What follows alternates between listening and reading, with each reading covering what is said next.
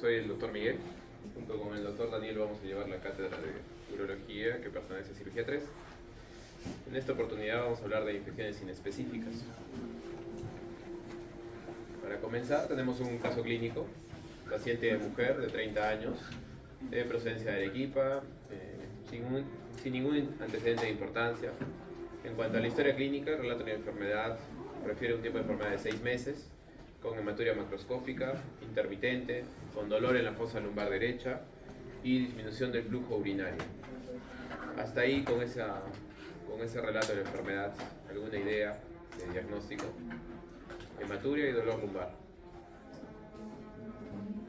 ¿Cómo? Sí, puede ser litiasis. También puede ser una glomerulopatía. ¿Alguien más? ¿Algo? Sí, puede ser una infección urinaria. Y bueno, en cuanto al examen preferencial, piel pálida, conjuntivas palpebrales pálidas, puño percusión lumbar positiva y leve edema de miembros inferiores. Como que el examen físico tampoco los ayuda mucho, ¿no? ¿Qué le pedirían ustedes para poder orientar el diagnóstico? Si piensan en pielonefritis, ya un examen de orina. ¿Algo más?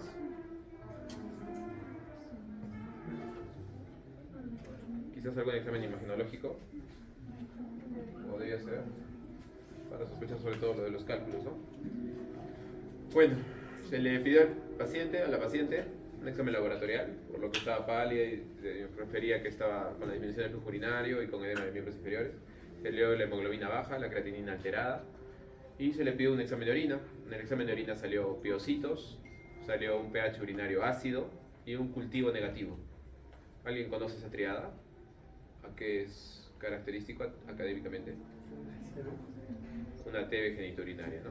Una piurea ácida séptica o la triada de Colomino, ¿no? En la vida real, esta triada no se suele dar con tanta frecuencia, pero en aras de sus exámenes de salud, de nada, residentado, sí le suelen colocar, ¿ya? No se olviden. Y como han visto ustedes, el caso clínico es muy inespecífico, ¿no? No hay síntomas muy patognomónicos de la enfermedad. A su vez, a la paciente se le pidió una ecografía donde salió que tenía un riñón prácticamente excluido con disminución de parénquima, mala arquitectura pielocalicial y mostraba una tumoración hiperecogénica, ¿no? A los rayos X también salía como que un riñón calcificado. Ese es otro de los signos típicos de la TB genitourinaria. Por ende se le pidió una tomografía de abdomen con contraste donde se evidenció la sospecha. Se le hizo cistoscopía para evidenciar si es que había algún otro signo o invasión de la TB en vejiga, una urografía excretora y una gamografía renal para ver si es que ese riñón verdaderamente funcionaba y si valía la pena salvarlo. Ya se mostró que no y se le hizo una nefrectomía a esa paciente, ¿no? Ahí están las imágenes tomográficas donde ven la hidronefrosis del lado derecho y también algunas estrecheces ureterales que también son típicas de la TB, ¿no? Y en la imagen del fondo es también una placa de rayos X donde se ve el riñón calcificado, que habitualmente no se debe ver así. Entonces se le hizo la nefrectomía laparoscópica y se encontró histológicamente los complejos de Gauss, que son patognomónicos de la TB, ¿no? Y finalmente pues, la paciente fue diagnosticada de una TB genitourinaria, ¿da? Entonces el tema del día de hoy, vamos a hablar de tuberculosis genitourinaria. Es un tema corto, pero con algunas preguntas que le suelen poner porque nuestro país es endémico de TB, ¿ya? Entonces, primero en cuanto a historia y epidemiología, en 1834 se adjudicó el término. En 1810 Bale describió la tuberculosis genitourinaria. En 1937 Hans utilizó el término de tuberculosis genitourinaria. En 1823 describió los primeros síntomas vesicales.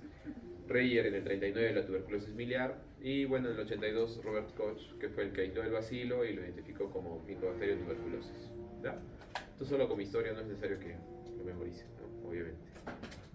Cuenta epidemiología, es un problema de salud mundial que afecta mayormente a países subdesarrollados. Un tercio de la población se dice que puede haber estado infectada.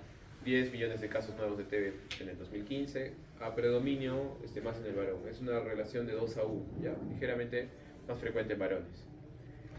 1.8 millones de muertes y la TB está siempre relacionada a aquellos pacientes que están inmunocomprometidos y sobre todo que pueden tener VIH, hepatitis B, desnutridos o que vivan en asilos o en zonas de mucha concentración. En Perú, anualmente se notifican 27.000 casos nuevos de la enfermedad activa, 17.000 casos de TB pulmonar frotis positivo, 1.500 casos de MDR y casi 150 casos de extremadamente resistentes, ¿no? De XR. Son cifras un poco alarmantes. En cuanto a la tuberculosis extrapulmonar, representa el 10% de todos los casos reportados de TB. Se ha incrementado por los pacientes con VIH y pacientes con uso de inmunosupresores. Y se considera, algunos lo consideran en alguna literatura, como la segunda forma más común de TB extrapulmonar después de la linfática. Pero hay otros que lo consideran la tercera porque ponen linfática, pleural y recién la TB geniturinaria. Entonces hay mucha disyuntiva, pero ahí está, ¿ya? Es una forma poco frecuente, representa el 20% que puede generarse después de la TB pulmonar. Como les mencioné, es más frecuente en varones, 2-1.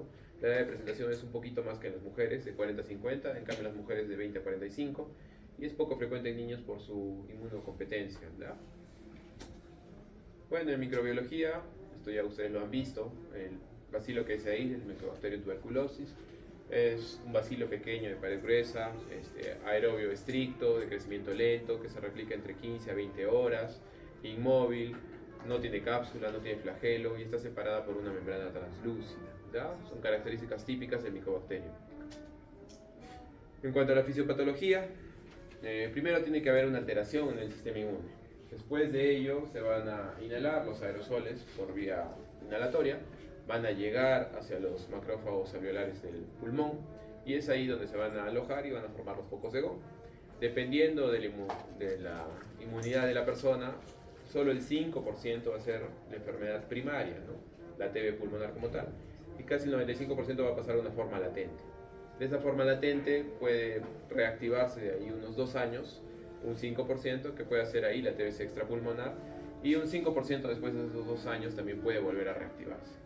Una vez que se reactiva y llega a otros órganos, principalmente a la vía geniturinaria, llega de forma sanguínea, de forma hematógena. Es la principal vía de diseminación para la TBC geniturinaria. De ahí van a llegar a los riñones, se van a alojar en la corteza y va a generar lesiones corticales. De ahí va a pasar a los túbulos, puede llegar a la pelvis, involucrar los cálices, y de manera descendente va a afectar a uréteres, vejiga, puede llegar a uretra en menor medida, incluso a próstata o a veces a pene o escroto. La vía de diseminación sexual es muy poco frecuente, pero sí está reportado también. Entonces tienen en la imagen la inhalación de los bacilos, forma el granuloma, los focos de Gauss en el pulmón. Solo un 5 a 10% hace la TB primaria. De ahí la mayoría se va a contener la infección, forma una fase latente, se puede reactivar, generar enfermedad primaria de pulmón o pasar por vía hematógena y generar la tuberculosis extrapulmonar por vía geniturinaria. ¿Ya?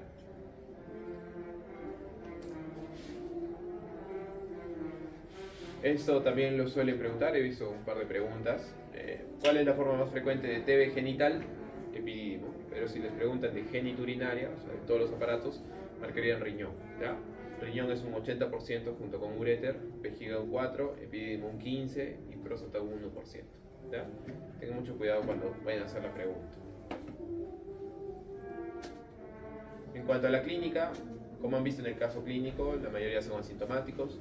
Hay síntomas específicos e inespecíficos. Inespecíficos los que ustedes conocen: pérdida de peso, sensación de fiebre, la tos, pérdida, sudoración nocturna, malestar.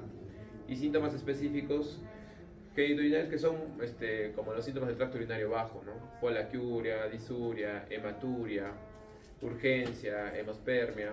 Los vamos a ir viendo conforme vayamos avanzando cada aparato del sistema geniturinario. Acá tenemos una tabla que el síntoma más frecuente es la polaquiuria. En segundo lugar, la hematuria, como en nuestro caso clínico. Disuria, dolor en flanco, también como en nuestro caso. Fiebre y edema escrotal, ¿ya? Como ven, si es que ustedes ven un caso clínico con estos síntomas, pueden ser varias cosas, ¿no? No es muy patognomónico de la TB.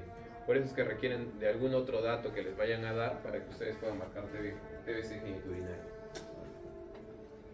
Entonces, en cuanto a la TB renal, ureteral y vesical, que es lo más frecuente y lo que genera más signos, ¿no? La fisiopatología que ya hemos visto en las primeras diapositivas es que cuando dice el parénquima genera las lesiones corticales, luego va al glomérulo, a los cálices, y ahí va a formar el foco gaseoso que se va a unir las células gigantes, Langhans, linfocitos y fibroblastos. Genera la necrosis. Una vez que ya está necrosado, si es que sigue avanzando la enfermedad, van a unirse las sales de calcio y van a formar ese riñón calcificado de Masi, que es algo típico de esta enfermedad, ¿ya? Que es casi el término de la enfermedad, de la evolución de la TB renal. Entonces, un 33% va a afectar a la vejiga. Lo puse en rojo porque es un signo típico que es el hoyo de golf. Es decir, el meato ureteral, que debería estar redondo, centrado, va a estar traccionado y jalado como un hoyo de golf. ¿Ya? Va a reducirse la capacidad o la compliance de la vejiga, es decir, su capacidad de poder recepcionar la orina y poder contraerse la va a perder. Puede distorsionarse la unión uretero-vesical. Ustedes recuerden que el uréter se implanta submucosamente en la vejiga en relación 5 a 1, ¿no? El diámetro del uréter es 1 y lo que debe de implantarse 5 veces ese diámetro para generar cierta continencia y que la orina no regrese hacia el riñón. Pero eso se va a perder en esta enfermedad y puede haber reflujo vésico-ureteral. 10 al 50% pueden tener estrechamientos de la unión piel-ureteral. Eso es frecuente, pero más frecuente aún es las estrecheces múltiples del uréter, ¿ya? En diferentes sitios que le genera el uréter arrosariado, ¿ya? Recuerden también ese signo. Puede generar estenosis múltiples ureterales, por ende también uretero-hidronefrosis de ese lado afectado, y puede incluso excluirse el riñón. Y la clínica, como ven, son síntomas poco específicos: dolor lumbar, dolor suprapúbico, nicturia, hematuria, cistitis recurrente, síntomas sobre todo irritativos o de almacenamiento, ¿no? Como los que hemos visto. En la imagen del primer caso clínico de la nefrectomía que se realizó, ven la tumoración renal, ¿no? En cuanto a la clínica de la TB genital, esto es en menor porcentaje. Recuerden que lo que más se afecta es el epidídimo, ¿ya? Más que el testículo. Y puede ir por vía hematógena o retrógrada. Vía hematógena por vía sanguínea o retrógrada va a ir de forma descendente. Entonces, en cuanto llega a la afectación del epidídimo, que va a generar una masa escrotal, que al principio es indolora y después va a ser bastante dolorosa, que va a generar una úlcera en la piel, eso es lo típico. Puede generar un absceso, puede generar un hidrocelio reactivo, múltiples senos abscedados, secreción. Y obviamente si se afecta el epidídimo, ustedes recuerden que es el órgano donde se capacita los espermatozoides, y si se ve afectado puede haber implicado también la infertilidad o la esterilidad y también los conductos, el conducto deferente o eyaculadores que salen de ahí, ¿no? Y en esta imagen es lo típico que se ve cuando ven una úlcera que está a flor de piel en el escroto. Hay que sospechar de TB genital, ¿ya? Es una inflamación de ese hemiescroto y que termina ulcerándose, como están viendo en la imagen, ¿ya? Tampoco les digo que todas las imágenes que vean así van a ser TB, ¿no? Pero hay que darle su sospecha y cultivarlo para descartar que no sea TB genital, ¿ya? En cuanto a TB de próstata y peniana, es muy raro. Puede ser por vía hematógena o por transmisión sexual. Son asintomáticos y si es que hicieran síntomas, son síntomas irritativos o de almacenamiento, es decir, poliaquiuria, disuria, tenesmo, urgencia miccional. Puede haber hematospermia y el tacto rectal es una próstata nodular, pero no es dolorosa, a diferencia de la prostatitis, que suele ser dolorosa e incluso está contraindicada. La TB peniana, más raro aún, menos del 1%, y se muestra como úlceras necróticas a flor de piel, ¿ya? Puede comprometer incluso los cuerpos cavernosos, pero es muy raro. La TB de uretra, 2 al 4%, también suele ser raro, se genera descarga uretral y lo que va a conllevar también a estrecheces de la uretra. Y por ende los síntomas que va a manifestar son de retención urinaria, dificultad para orinar, chorro adelgazado, pujo para orinar, goteo posmicción. Y el diagnóstico es por uretroscopía y con la biopsia del mismo. Y también puede afectar a los órganos femeninos, sobre todo las trompas de falopio, que va a generar problemas con la fertilidad. Puede ser unilateral o bilateral, que es lo más frecuente. Al útero, el endometrio, puede afectarse por vía hematógena, sexual. Y obviamente si es que hay afectaciones de esto, pues puede generar síntomas de infertilidad, dolor pélvico o alteraciones menstruales. ¿No? Es una imagen del Letter donde muestra las características o las afectaciones clínicas. Está mostrando el riñón con su afectación terminal, que es la calcificación del mismo. Está mostrando abajo los palos en hoyo de golf y las afectaciones de la mucosa de la vejiga. y la imagen de la radiografía mostrando la clasificación como tal del uréter y tanto del riñón. Esta es una clasificación de la TB genitourinaria de acuerdo a cómo va avanzando la enfermedad. Los que tienen que tener en cuenta son del riñón y de la vejiga. Del riñón, en el estadio 1, solo afecta al parénquima sin afectar ni destruir ni necrosar nada. Es la afectación más incidental, es asintomático, el pronóstico es bueno. En el estadio 2 ya hay afecta la papila, es una destrucción leve. En el estadio 3 es donde hay las cavernas, pero no afecta todavía la pelvis renal, o sea, no llega a los cálices. Y en el estadio 4 ya es la forma más destructiva, e incluso ya hay afectación ureteral y vesical. En vejiga, estadio 1 es filtrativa, estadio 2 es ulcerosa, estadio 3 ya hay cierta alteración en cuanto a la compliance de la vejiga, es espástica, y en el estadio 4 ya está una vejiga contracturada que usualmente ni almacena ni tampoco puede contraer la producción de la orina. ¿Ya? Bueno, la afectación de epididymo próstata, que es bastante rara. En cuanto al diagnóstico, en primer lugar, sospechar por la clínica, pero como han visto en la primera diapositiva del caso clínico, son síntomas que pueden generar cualquier tipo de enfermedad. ¿Ya? Ustedes tienen que sospechar si es que tiene algún antecedente de importancia, ¿no? De repente es código blanco, hepatitis B, o viene de algún asilo, o algo extra que ustedes sospechen de que pueda tratarse de TB. Pueden hacer la prueba de tuberculina, que tampoco es muy sensible.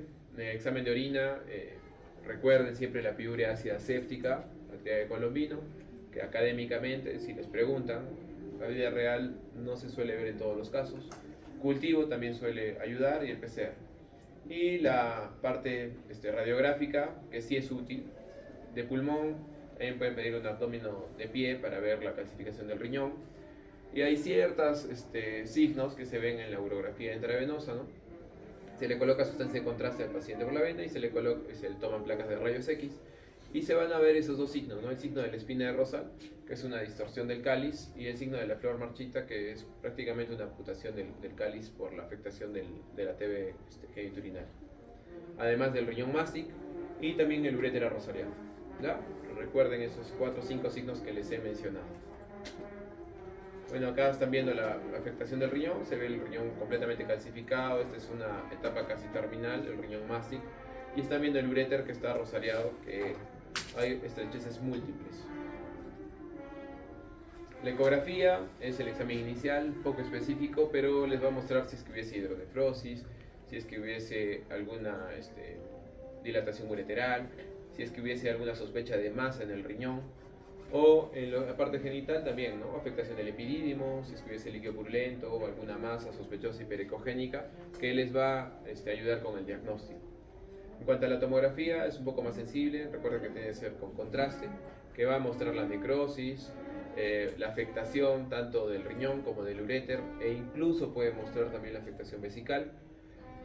Y si es que hay afectación del riñón, tienen que pedirle exámenes de medicina nuclear como gamografía renal o radiorrenograma para ver la función del riñón y ver si está perdido completamente, como para proceder a la nefrectomía. La resonancia para aquellos pacientes que sean alérgicos a la sustancia de contraste o sean gestantes o niños. Y la cistoscopía o histeroscopía, que en estos casos sí es útil, sobre todo para ver afectación de vejiga o ver el hoyo de golf, y la histeroscopía para ver afectación de útero y trompas de falopio. Bueno, las imágenes tomográficas que las vimos al principio. Aquí unas imágenes de la cistoscopía. En la imagen, en la 1 puede generarse bulas en la zona de la mucosa vesical, y la 3 y la 4 que tratan de mostrar los hoyos de golf por la TB. En cuanto al tratamiento, el tratamiento médico, ahora último, no sé si el 24 o el 23, a fines del 23 ha cambiado la guía del MINSA para el tratamiento médico de TB genitourinaria, ¿verdad? Antes se daba por casi 12 meses, ahora es solo 6 meses. Ha cambiado, seguro que lo han visto en terapéutica o lo van a ver en neumología. Y bueno, nosotros nuestro enfoque en el tratamiento quirúrgico, si es que hay absceso hay que drenarlo, ya sea de epidídimo, de escroto o perirrenal. Si hay afectación del epidídimo y testes, normalmente se procede con la orquiectomía, pocas veces es salvable, o se hace exéresis del epidídimo, ¿ya? Si es que hay afectación del riñón y es un riñón mástic, también se va a proceder con una nefrectomía porque ese riñón ya prácticamente no funciona. Ahora, si es que hay estrecheces ureterales, hay que tratar de hacer alguna derivación urinaria. Como son múltiples, normalmente se va a colocar o una nefrostomía o de repente se va a reimplantar el uréter o utilizando intestino, ¿no? Y para la estenosis uretral del mismo modo, ¿no? Como es múltiple, a veces los pacientes terminan en talla vesical o se le puede hacer una uretroplastía siempre y cuando solo la estrechez sea única, ¿no? Porque si es múltiple es muy difícil de poder proceder. Y bueno, eso básicamente con TB geniturinario. No sé si tengan alguna duda, pregunta.